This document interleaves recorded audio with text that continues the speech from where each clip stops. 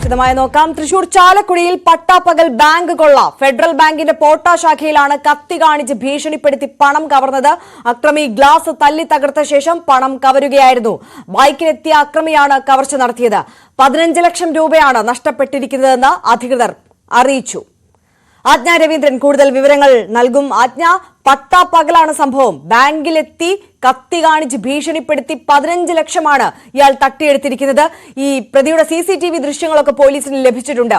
ഇയാളെ സംബന്ധിക്കുന്ന എന്തെങ്കിലും സൂചനകൾ പ്രാഥമികമായി ലഭിക്കുന്നുണ്ടോ പോലീസിന്?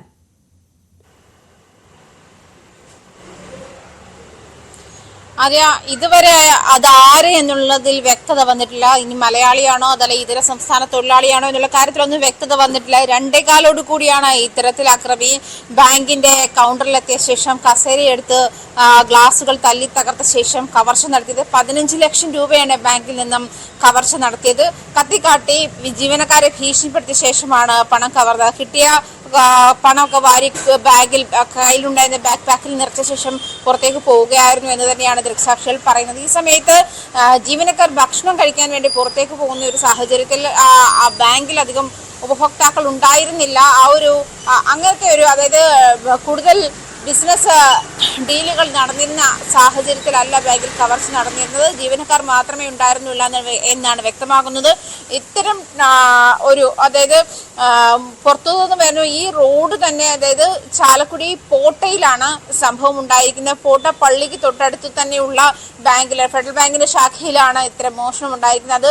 അത് ഹൈവേക്ക് പാരലായി കിടക്കുന്ന ഒരു റോഡാണ്. അതുകൊണ്ട് തന്നെ എപ്പോഴും വാഹനങ്ങൾ പോകുന്ന അല്ലെങ്കിൽ തിരക്കേറിയ ഒരു സ്ഥലം തന്നെയാണ്. ഒറ്റപ്പെട്ട ഒരു സ്ഥലത്തൊന്നും ആയിരുന്നില്ല ബാങ്ക്. പക്ഷെ പുറത്തുനിന്നും അയാൾ വാഹനം പാർക്ക് ചെയ്ത ശേഷം ഉള്ളിലേക്ക് വന്ന ഇത്തരത്തിൽ കസേരയെടുത്ത് കൗണ്ടർ തല്ലി തകർത്ത ശേഷം കത്തിക്കാട്ടി ജീവനക്കാരെ ഭീഷണിപ്പെടുത്തിയാണ് പണം കവർന്നത്. ഇത് ആര് എന്നുള്ള കാര്യത്തിൽ വ്യക്തത വന്നിട്ടില്ല. ആര് സൂചിപ്പിച്ചതുപോലെ CCTV ദൃശ്യങ്ങൾ ലഭ്യമായിട്ടുണ്ട്. അതിൽ വ്യക്തമാണ് ഈ മോഷ്ടാവ് പുറത്തുനിന്നും വാഹനം പാർക്ക് ചെയ്ത ശേഷം ഉള്ളിലേക്ക് വരുന്നതും ഇത്തരം അതിക്രമം കാണിക്കുന്നതും ഒക്കെ വ്യക്തമാണ്. പക്ഷെ അത് ആര് എന്നുള്ള കാര്യത്തിൽ ഇനിയും വ്യക്തത വന്നിട്ടില്ല. എന്തായാലും 2 കാലോട് കൂടിയാണ് സംഭവം ഉണ്ടായിരിക്കുന്നത്. 15 ലക്ഷം രൂപയാണ് ബാങ്കിൽ നിന്നും കവർന്നത്. ആജ്ഞ, ഇതിപ്പോൾ 2 കാലോട് കൂടിയിട്ടാണ് ഈ സംഭവം നടന്നിരിക്കുന്നത്. ഇപ്പോൾ പ്രതി ആര് എന്നതിലേക്ക് എത്താനോ അല്ലെങ്കിൽ അതുമായി ബന്ധപ്പെട്ട സൂചനയൊന്നും ലഭിക്കുന്നില്ലെങ്കിലും ഇയാൾ ഈ പണവുമായി കടന്നത് ഏത് ദിശയിലേക്കാണ് എന്നതെങ്കിലും ട്രേസ് ചെയ്യാൻ പോലീസിന് സാധിച്ചിട്ടുണ്ടോ? ഈ അന്വേഷണം ഏത് തരത്തിലാണ് ഇപ്പോൾ നീങ്ങുന്നത്?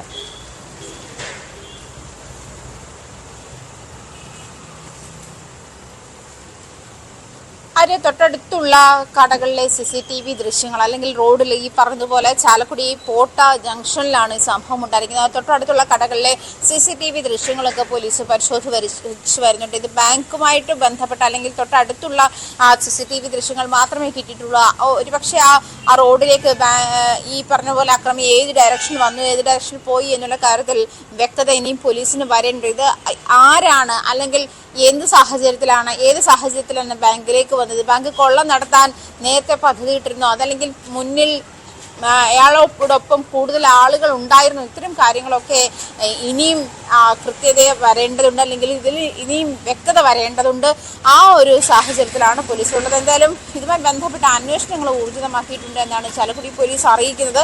ചാലക്കുടി പോട്ടപ്പള്ളിക്ക് സമീപമുള്ള ഫെഡറൽ ബാങ്കിന്റെ ശാഖയിലാണ് ഇങ്ങനെ മോഷണം നടന്നത്. നേരെ കൗണ്ടറിലേക്ക് വന്ന് കസേരയെടുത്ത് കൗണ്ടർ അടിച്ചു തകർത്ത ശേഷം പണം കവരുകയായിരുന്നു.